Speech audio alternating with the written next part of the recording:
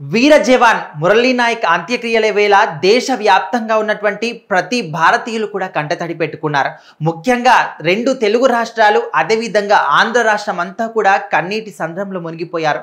ఎందుకంటే మన దేశం కోసం సరిహద్దుల్లో పోరాటం చేసి మన దేశం కోసం ప్రాణాలు కోల్పోయిన వీర జవాన్ మురళీ నాయక్ ఆయన ఇంటి దగ్గర మన రాష్ట్ర వ్యాప్తంగా ఉన్నటువంటి ప్రజలందరూ కూడా చుట్టుపక్కల గ్రామాలు రాష్ట్ర వ్యాప్తంగా ప్రతి ఒక్క గ్రామం నుంచి కూడా చాలా మంది వేల మంది ప్రజలు కూడా ఇంటి దగ్గరికి రావడం జరిగింది. ఎందుకంటే కనీసం అంటే దేశ సరిహద్దుల సేవలో కనీసం మనం పాలు పంచకపోయి ఉన్నప్పటికీ కూడా కనీసం ఇంటి దగ్గరికి వచ్చి ఆయన శవయాత్రలోనైనా మనం పాలు పంచుకుంటే ఆ పుణ్యం కాస్తైనా మనకు దగ్గుతుంది. అదేవిధంగా దేశ సేవలో మనం కూడా పాల్గొన్నట్టు అనిపిస్తుంది అనే విధంగా ప్రతి ఒక్కరు కూడా రావడం జరిగింది. సో ముఖ్యంగా ఇప్పుడు ఉన్నటువంటి గవర్నమెంట్కి సంబంధించినటువంటి మంత్రులు కావచ్చు, ఎమ్మెల్యేలు కావచ్చు, ముఖ్యంగా డిప్యూటీ సీఎం పవన్ కళ్యాణ్ గారు, మంత్రి నారా లోకేష్ గారు, అదేవిధంగా హోమ్ మినిస్టర్ వంగలపూడి అనిత, అదేవిధంగా వైసీపీకి సంబంధించిన వాళ్ళు కూడా కొంతమంది రావడం జరిగింది. అండ్ ముఖ్యంగా చనిపోయినట్టు వీర జవాన్ అందరూ కూడా తెలిసిందే. ఆయన జనసేనకు సంబంధించి ముఖ్యంగా పవన్ కళ్యాణ్ గారికి ఒక మంచి అభిమాని.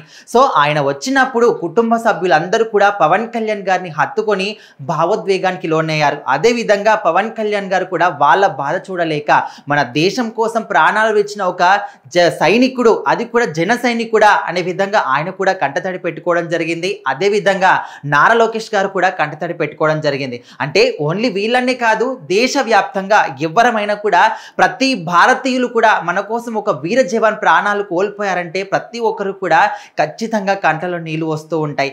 అదే మొత్తానికైతే మన వీర జవాన్ మురళీ నాయక్ యొక్క అంత్యక్రియలకు నిన్న దేశవ్యాప్తంగా రాష్ట్ర వ్యాప్తం నుంచి కూడా చాలా మంది ప్రజలు రావడం జరిగింది. అయితే బెంగళూరు ఎయిర్పోర్ట్ నుంచి కల్లితాండ అంటే తన సొంత ఊరికి తీసుకురావడానికి ఆ వే అనేది ఒక 90 మినిట్స్ వే. కాకపోతే ప్రజలందరూ కూడా భారీ ఎత్తున రావడం వల్ల 8 గంటల వ్యవధి పట్టింది.